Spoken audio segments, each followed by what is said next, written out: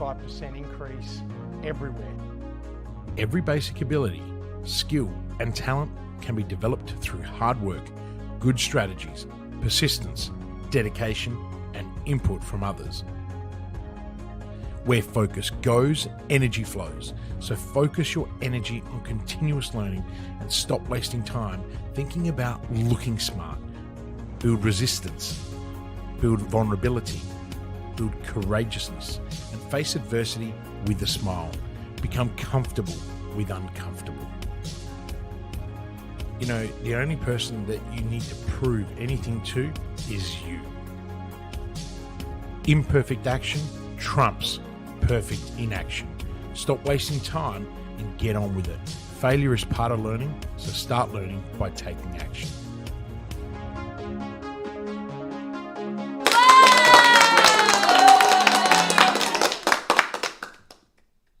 Lavolsi, welcome to the hot seat. It is Wednesday. How are you going? I'm very well, thank you. And you know what? We don't have any lag. You have just set up your new Mac with Ecamm, so we're here to test this out and see how we go today. And we've been doing it on the fly because, as you know, I don't have much time. So it's like, 10 minutes before, I haven't even set up my new Mac. And I'm like, let's put it on an Ecamm and let's see how we go. You look fantastic today. The clarity on my 4K screen just goes to show that 2017 dinosaur was potentially the problem. It served you well, and I'm sure it will continue to serve your children well while they'll get their How can one device be so important and integral to your business? Yeah, the new one's pretty specky, so it's nice and black. Right. New tech. We're all sorted. No lag. Let's get into this hot seat. I have 3 burning questions I'm going to ask you again this week. I'm focusing still on business strategy and implementation and teams because I think this is really important. We're still at the beginning of the year, although January is gone, literally down a whole month already. I think people are really starting to just get into their goals and work out what's going on. So my first question, Christian, that I wanted to ask you today is how do you communicate the clear direction of your business goals to your team? Do you literally sit down with your strategy documents or whatever you use to do your goals, and do you show that with your team, or do you just drip feed it through meetings, or what's the kind of strategy of how you tell them what the plan is? Well, I mean, I think always the best way to communicate clear direction for your business goals, whether your own team or anyone for that matter, is you have to involve a combination of clarity, consistency, engagement, but also reinforcement. Okay, so it's one thing to be able to tell everyone, but you also need to reinforce it. So the first step is that you've got to establish those SMART goals that align with the company's vision, and then ensure that they are understandable and as well as relatable. Okay, then what you've got to do is you've got to utilize all the various platforms that you have access to within the organization to communicate those goals regularly, as well as ensure that the message reaches all team members. So we do that in our weekly huddles. Sometimes we talk about our priorities in our daily huddles when we're updating people. We create meeting rhythms, which are safe spaces in order for us to be able to deliver that message. And we're all very accountable. In our programs, such as COD, there is a Monday, Wednesday, Friday email. In our Evolve program, they have it in the chat, in the group, in the WhatsApp chat, and then they do 30-day cycles, 90-day cycles. So the goals are always clearly there in your face and able to manage. The other thing is, though, you've got to engage and also get the feedback. So you've got to involve all your employees in that goal-setting process, and we do that quarterly. And we maintain an open feedback loop, as I love calling it, for continuous collaboration as well as adjustment, right? and then I think it's again that support and reinforcement. You've got to really lead by example. You've got to provide the necessary resources and reorganize or recognize the achievements of others, but also maintain that focus and commitment of those goals. So, business goals is not just a one-time event. So many organizations, they think they have goals, but what they really got is, aspirations that go nowhere, and they don't even make them smart to start with. And they go, yeah, look at that. We did our planning day. And I'm like, wow, that was shit. And, I look at a lot of... I've worked in organizations where it's like you roll your eyes because the senior levels of management have come in with these goals and new plans. And until it's like, oh, just write it out for 2 or 3 weeks and things will be back to normal. Like it's just on a flutter of like, oh, new shiny things. And then it all just comes crashing down and back to daily grind. Well, I mean, we've got some clients who attended, Date with Destiny, and, they were like, hey, those 6 days were nuts, like 14-hour days. So, you think about it, and I love Tony Robbins. I love what he does. But those programs are on repeat. So, for 30, 40 years. And why? Because it works, but it works to get your energy up. Right? And one of my clients actually said to me, well, I really loved it. I will do it again. But I just realized that what you did with me one day, I got a better outcome around the Date with Destiny outcomes. And I didn't have to spend 6 days, 14 hours. Right? I said, yeah, there's a different formula for different things. So, you don't need to, I guess what I'm saying is you don't need to go and spend, 6 days with 60,000 other people. What you need to do is develop it, work it, and then put it into a massive action immediately. And this client within 3 weeks had already forgotten the work he did. So I said, all right, grab the printout, print it out, stick it up on your wall for everyone to see. Right? Hey, Blake. So I think that's really important. So it requires leaders to continuously engage with their teams, provide support, and then demonstrate the commitment to all of those objectives. Nice. Okay. So this kind of really leads nicely into my second question for you then. Of what approaches do you find most effective in getting the team cooperation? So it's one thing to communicate to them. How do you actually get them into action to be like, this is the direction, this is what we're doing. Come on the journey with me. Let's go. Wow. Well, I mean, look, cooperation is one of the behavioural measures at my son's school on their report cards. So just like our children, cooperation is a challenge. So, the easiest way that we do it, and I've walked into a lot of organisations that are doing this really well, and I've walked into a lot of organisations who do this really poorly. So just give me a moment just to reflect on that point. So, the organisations do it really well. What they do is they establish open and transparent communication channels. They encourage their teams to share ideas, concerns, and provide feedback openly. All right, really, really important. They tend to be very entrepreneurial organisations, quite innovative.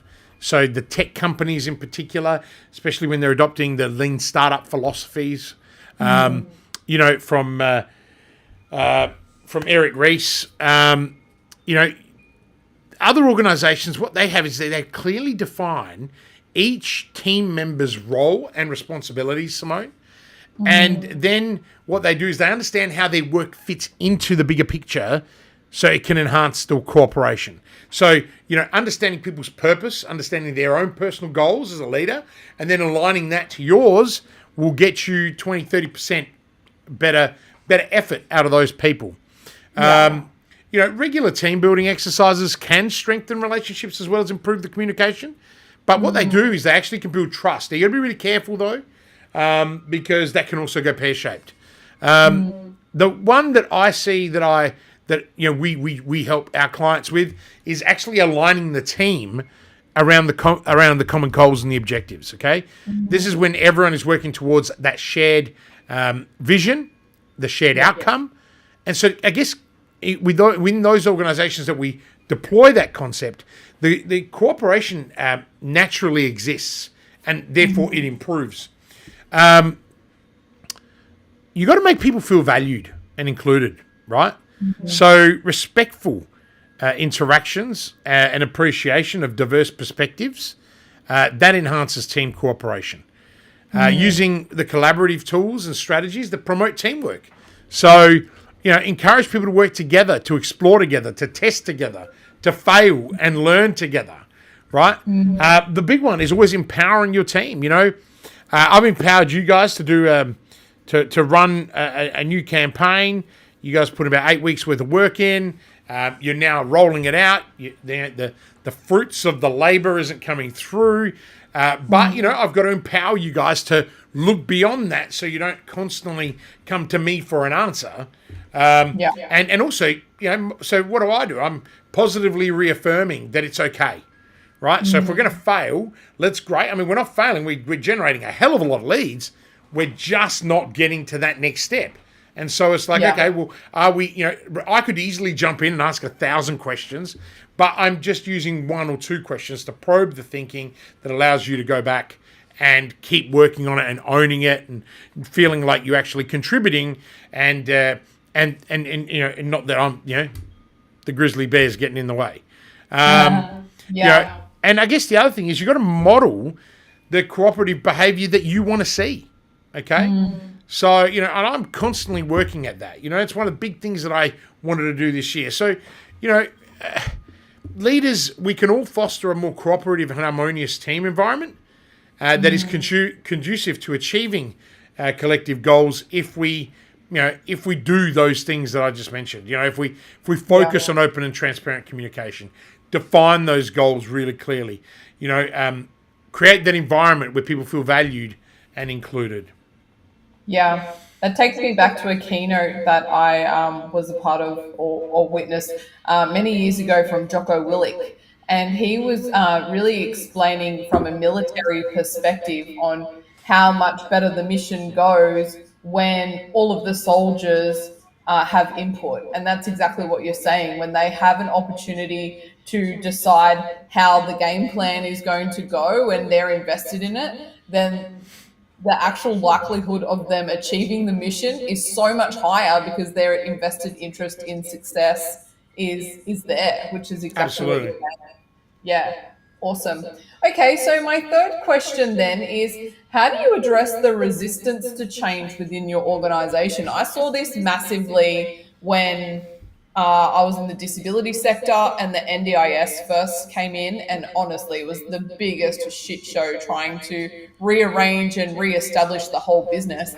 And there were just so many people in the organization that just did not want to change. And it was a huge cultural issue. So what in your experiences, or what advice do you have when you just have team members that just don't want to change? That's a tough question, Simone. One that I deal with a lot. With clients, it's a question I get asked a lot, and a lot of work goes into this. What you got to do is you got to address the resistance, right? You got to lean into it. That's our key strategic objective for this year at the Business Growth Mindset, right? We are leaning into resistance, and some of the things that you can do is that you've got to really, and I'm going to come back to it, you've got to clearly explain the reasons for the change and its benefits, but also how it will impact the organization as well as the individual. And to do that, you have to be open in your communication, because that helps you alleviate those uncertainties and fears. Okay? Yeah. You've got to engage all of your employees, particularly those that are resisting, in that change process. I often refer change now to transformation. I find that there is less resistance to that word. And what you need to do is when you've got to get people involved, you've got to make sure that they're heard, because when they are being heard and they are being involved, they are also more likely to buy into that transformation, Simone. So the other thing is to always be open to addressing all the concerns and answers, right, within your intranet, okay, and acknowledge the challenges and uncertainties that come with that change. we recently did something for one of our really large customers. They're very, very large, employing 80, 90 people now. And we had to implement some systems changes for the next phase of growth that's forthcoming in 6-7 months. Well, that level of disruption, agitation, caused 60% of a particular department to resign. Wow. They could not cope with that resistance. They could not cope with that their job was going to change. And in fairness, best thing could have happened to the organisation, because it allowed us to go, okay, so the winners are staying. The people that struggle with this, and they're not losers, by the way. Winners are people that will adapt, right? Yeah. But there are people that just can't adapt. That's okay, right? Yeah. But you're doing me a favour to deselect out now, so that we can bring in people that have that winning mentality. And please, I think it's really important to understand, you're not a loser if you can't adapt to change.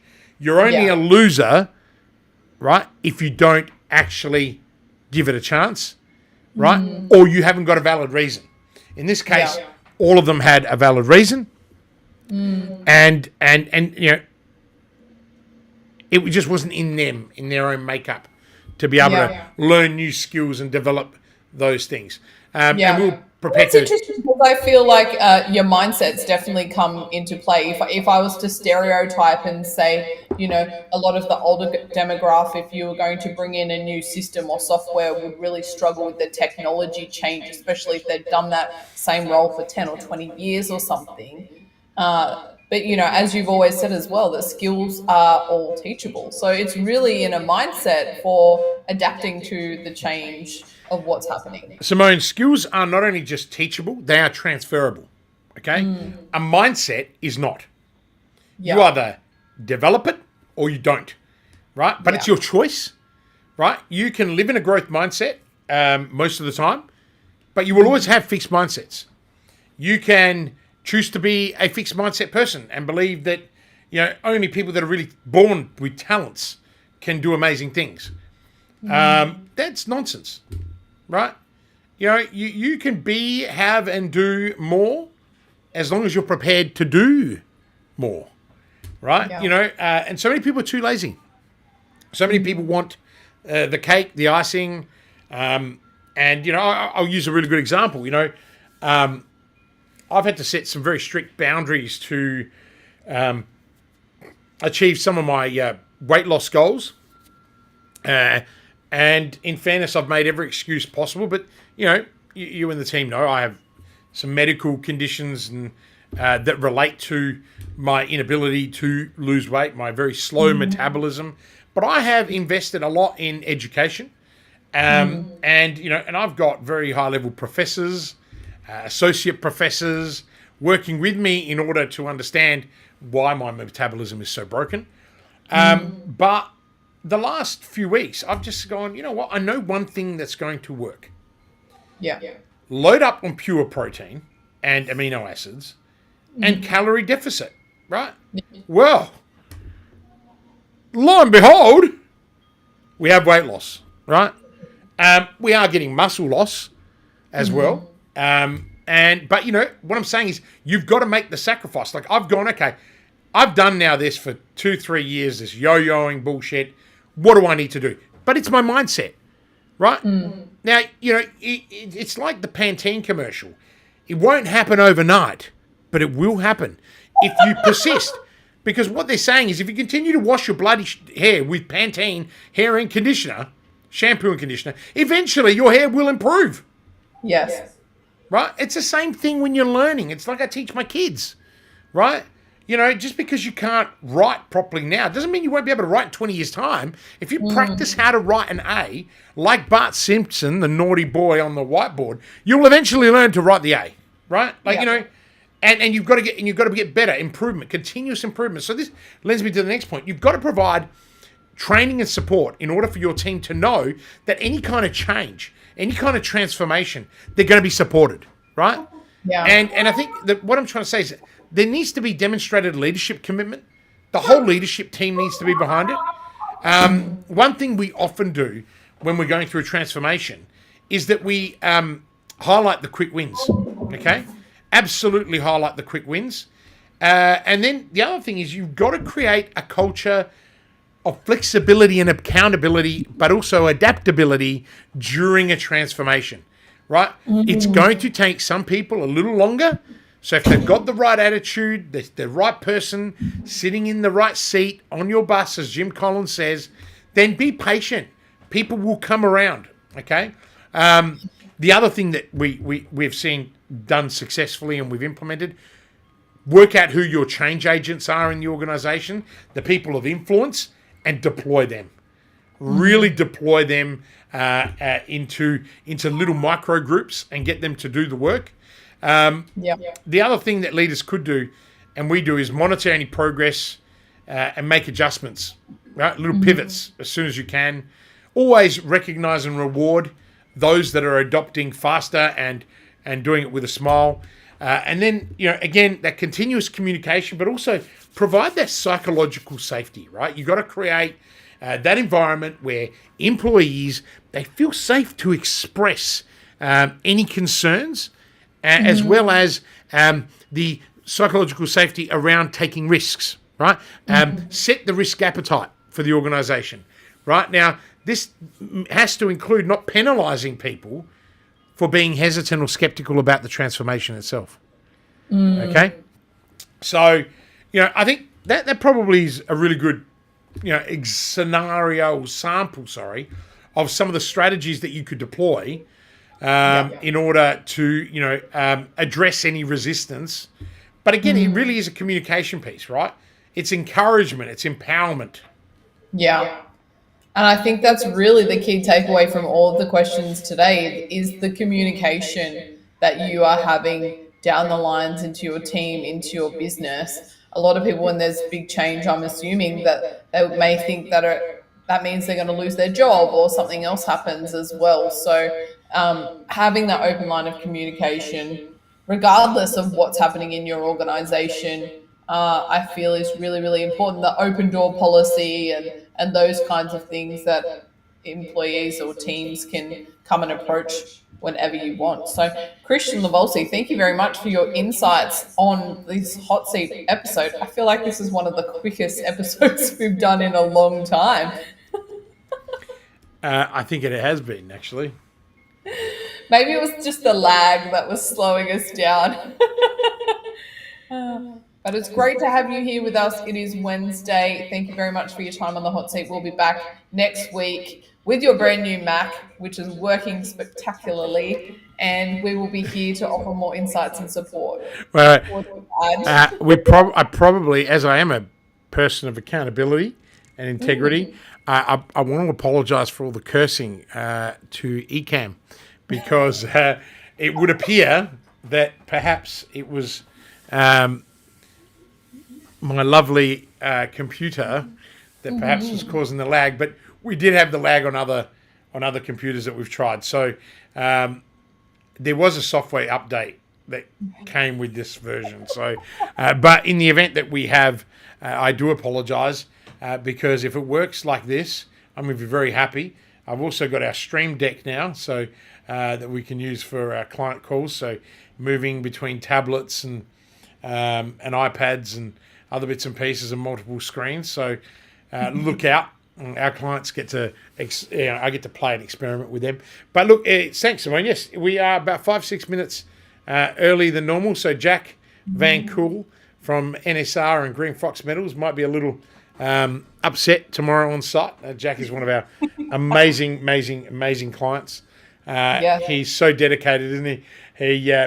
He was taking. He gets a couple minutes early because his wife is away this week, so he's running solo both the companies and 2 children. Right? Is that why he wasn't on the call today? That's right. Yeah, Jack's got a really busy week this week. That's the first time he's missed a call in a long time. But we've got our big game plan session on Friday, so everyone's pumped for that. So look, thank you, Simone. Thank you to all the people that were watching And thank you to all the people that were watching, because they're, according to the ECAM, no one watched today. I find that extraordinary. But we know people are watching. So I'm not sure if it recorded it because it came up pop-up screen. So maybe we've just spoken and no one's seen anything. But thank you, everybody. Have a wonderful week, and bless you. Live with purpose. Bye-bye. And I think if I go like that. Working with Christian is a game changer. Hi, I'm Adrian Lee from GrowthLink Coaching and Consulting. I started working with Christian in August 2020 as his LinkedIn growth consultant. We worked together on his LinkedIn brand for about 12 months before becoming business partners in Growth Outsourced late 2021. Christian is a hidden genius. He helped me break through a significant financial target by restructuring my growth consulting online business offer. I don't know of any one person who can give you so much focus, clarity, and structure to live your purpose and get shit done. He holds you accountable to your words and gives you the tough love when you need it. I love his no BS approach to business and life. Everyone needs a Christian Lavolsi in their life. Do whatever you have to work with Christian. This is just the beginning for us, and I am super pumped to continue growing together. Thanks again, Christian.